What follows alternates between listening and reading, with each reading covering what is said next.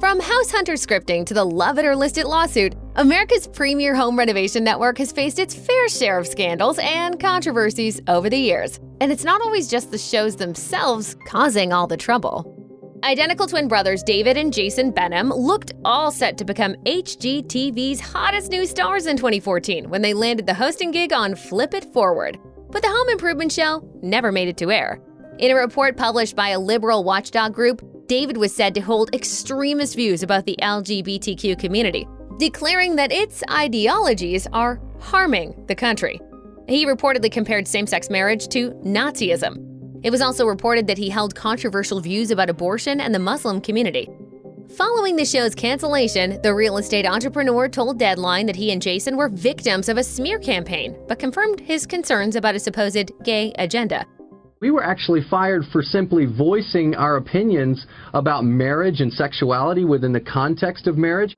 3 years later, the siblings doubled down in a piece for Charisma News, writing, "Discrimination against gay people simply does not exist. To say otherwise is disingenuous at best and misleading at worst." Religious objections in the marketplace have nothing to do with refusing to service people. Rather, they have everything to do with forced participation in ceremonies, messages, and events that are against believers' consciences. In 2020, David was arrested for disregarding pandemic restrictions to stage an anti-abortion protest outside a North Carolina clinic. In 2015, Christopher Dionne made his one and only HGTV appearance when he hosted a show titled Family Flip, which failed to make it past the pilot stage. That wasn't the last we heard of him, though. In 2019, he was given a 3-year prison sentence after being convicted of child molestation. Dionne was also put on the sex offenders register and given 10 years probation. His victim was the 10-year-old best friend of his daughter, whom he inappropriately touched on 2 separate occasions. He reportedly told her to not say anything, and that if she did, his daughter would lose her daddy. Dionne continued to claim his innocence even after his release. In 2025, though, he was fired from his job at a communications company after bosses were alerted to his criminal record. HGTV fans know Charles Todd Hill from the 2014 show Flip It to Win It. But in 2024, he was given a 4-year jail sentence after being found guilty of several counts of financial and real estate fraud, including a Ponzi scheme. Hill pocketed millions from 11 victims over the years. He was given 10 years probation and forced to pay back $10 million that he spent on everything from rental apartments to flashy cars. In a statement, the Santa Clara County District Attorney said that Hill's imprisonment should serve as a warning. Some see the huge amount of money in Silicon Valley real estate as a business opportunity. Others, unfortunately, see it as a criminal opportunity. And we will hold those people strictly accountable. According to the DA's office, Hill used false balance sheets to cover up his crimes, which included, in one instance, taking $250,000 from an investor for a property remodel and leaving only a burnt-down shell. Anthony Sayers' promising HGTV career was cut short in one fell swoop in 2011 when he was arrested on suspicion of criminal harassment and extortion. The Canadian contractor who co-hosted The Unsellables got into trouble when he was hired by a homeowner to finish a project started by another contractor. According to a statement issued by Toronto police, Sayers provided substandard work and repeatedly issued threats when the homeowner refused to pay up, leaving her with serious concerns over her well-being. But just 2 weeks later, Crown prosecutors dropped all charges, believing that it would be tough to secure a conviction. Sayers subsequently expressed plans to sue the city's police force. He hasn't been seen on TV since. Mina Starsiak Hawk managed to keep her personal troubles out of the spotlight throughout most of her time on HGTV. But in 2023, she dropped a bomb on her podcast, Mina AF. The house flipper and star of Good Bones told listeners that, like others in her family, she'd been a functioning alcoholic. Before she and her husband Steve got sober, they had gone through a difficult few years. Both of Steve's parents died within a 6-month period in 2018. 2 years later, his sister died from ethanol poisoning. Mina said, "There was emotional stuff, physical stuff, mental stuff that was all ever present." I didn't really think anything of it, I guess. You don't know what you don't know. Yeah, because it was just normal. It was the latter tragedy that ultimately inspired the Hawks to change their drinking habits. Just seeing how the last however long of her life had been was so incredibly sad. And then the guilt with not being able to do something about it. Like, well, we should have gone to her house sooner. We should have made her go to rehab. "We should have made her move in with us." But nobody knew. According to the couple, Steve quit drinking altogether, while Mina has only had an occasional drink. Ellen DeGeneres isn't just a daytime talk show host and stand-up comedian. With her wife, actor Portia de Rossi, DeGeneres has bought and sold more than 20 homes and properties, according to Architectural Digest. And she also published a book about interior design. With all that experience in her back pocket, DeGeneres then joined HGTV in 2015 with Ellen's Design Challenge, a reality competition show like Project Runway or Top Chef, but focused on furniture crafting and flawless design. But the first season of the series ended with one of the most shocking twists in reality TV. Contestant Tim McClellan was declared the winner, earning a $100,000 prize for designing a wooden desk in the Ultimate Challenge.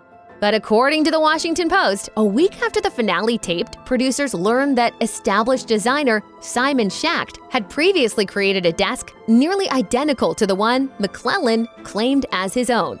McClellan was immediately disqualified, and his victory and prize money went to runner-up Katie Stout. The solution for us is to start all over again. DeGeneres invited McClellan onto her talk show to explain his side of the story. He said, "In recollection, I've never seen his piece. With that said, the similarities of the two pieces are quite compelling, and I understand the decision made and accept it." HGTV's long-running series Love It or Listed makes a life crossroads into a game. Should you move to a new home or renovate your current one and possibly later sell it? In 2015, according to the Miami Herald, realtor David Vizentine and designer Hilary Farr brought the whole Love It or Listed operation to Raleigh, North Carolina, for Dina Murphy and Timothy Sullivan. Are you going to love it? Or are you going to list it? It's fair to say that Murphy and Sullivan did not love the work performed by the show.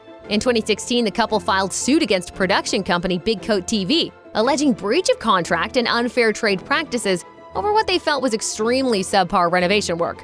The pair were required to give Big Coat TV $140,000 and to use a local contractor they didn't like and who had poor customer ratings.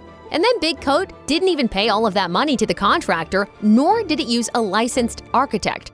The result was a, quote, irreparably damaged floor, low-quality carpet installation, and multiple surfaces that were left unpainted. Murphy and Sullivan contend that they were essentially duped into paying for the production of an episode of the series instead of their actual home. Drew and Jonathan Scott, the identical twin house rehabbers and flippers who bill themselves as the Property Brothers, were the flagship personalities of HGTV. Since 2011, they've been all over the network, with shows like Property Brothers Forever Home, Buying and Selling, and Brother vs. Brother. The Scotts maintain a wholesome, warm image, and HGTV has reaped the profits from doing business with the duo. But both the twins and the network alike were dealt a blow when Jonathan Scott got into a seemingly uncharacteristic bar fight in North Dakota. According to USA Today, the Scotts arrived in Fargo to speak at a 2016 design conference, and late one night, Jonathan hit a local bar called Dempsey's Public House. At 2 a.m., staff attempted to close, which agitated Scott. According to TMZ, things escalated to the point where a bouncer placed Scott in a headlock. Claiming to have not done anything wrong and to have simply gotten caught up in a fight already in progress, Scott called 911 and reported the bouncer for assault. Prosecutors never charged Scott with a crime, citing a lack of evidence.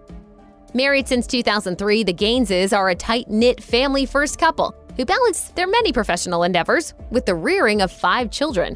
They're also a deeply religious duo, and they've openly discussed their faith on a number of occasions, including Oprah Winfrey's Super Soul Sunday, and at their church, Antioch Community Church, a non-denominational Christian congregation in Waco, Texas. I was made for a reason, and I need to let whatever God has created me for, that needs to be known. But in a 2016 report, BuzzFeed dug into the church's firm stance against same-sex marriage and promotion of conversion therapy, which the Human Rights Campaign has called a, quote, dangerous practice. Representatives of the Gaineses company did not respond to the story. But HGTV did, saying in a statement, "We don't discriminate against members of the LGBT community in any of our shows. HGTV is proud to have a crystal clear, consistent record of including people from all walks of life in its series." Reality TV has been around long enough that the general public has at least some sense that shows in the genre are carefully edited, staged, or juiced to maximize entertainment. That being said, HGTV's House Hunters was singled out in 2012 for a wrongdoing that could make it one of the most non-real reality shows on the air.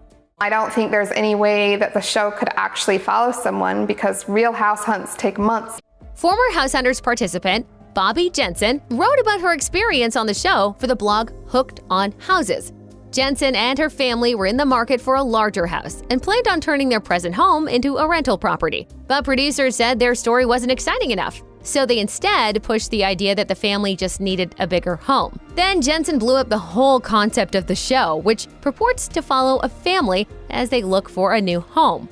According to Jensen, the couple had already signed the papers on a new house before their episode ever started production. She added, "When they decided to film our episode, we had to scramble to find houses to tour and pretend we were considering." Apparently, the losing homes the Jensens rejected were just the recently cleaned actual houses of their friends. One part of Chip and Joanna Gaines' portfolio of projects is the Magnolia Market at the Silos in Waco, Texas, a large upscale complex that includes shopping, a garden, and a cafe. It's an effective way for Gaines fans to get a taste of the Stars brand, but it was also the source of a squabble that didn't exactly cast the duo in the best light. In 2016, according to the Waco Tribune, Darren Farmer, a manager of Head Properties, filed a lawsuit against the Magnolia complex and Chip Gaines specifically. Farmer sought damages of $200,000 to $1 million over a gate installed by Gaines that blocks access to the adjacent property he controls. While Farmer bought his piece of land earlier in 2016, the previous owner had worked out a lease agreement with Gaines so that Magnolia employees and customers could park there. The lease expired, renewal talks between Farmer and Gaines fell apart, and so Gaines put up the gate. Farmer claimed, "Chip is just trying to strong-arm me because he doesn't want to pay what I am asking for that lot."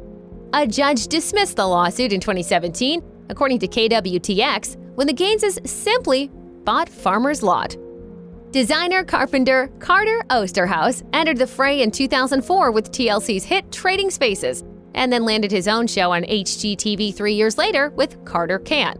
But in 2017, after he'd moved on to other projects, Oosterhouse was accused of assault by a former colleague who had worked on Carter Can. Makeup artist Kaylee Kaminsky told The Hollywood Reporter that in 2008, Oosterhouse repeatedly demanded she perform an intimate act on him, which she did after he threatened to fire her. Then Kaminsky alleged Oosterhouse forced or coerced her into repeating the act 10 to 15 times. In response, Oosterhouse called the allegations, quote, "upsetting," and admitted he had been in an intimate relationship with Kaminsky, but said it was a consensual arrangement. A producer on Carter Can told The Hollywood Reporter, "It didn't raise any red flags, so I don't think we suggested an intervention. It didn't seem like it was abusive." Oosterhouse continued to work for HGTV in several capacities.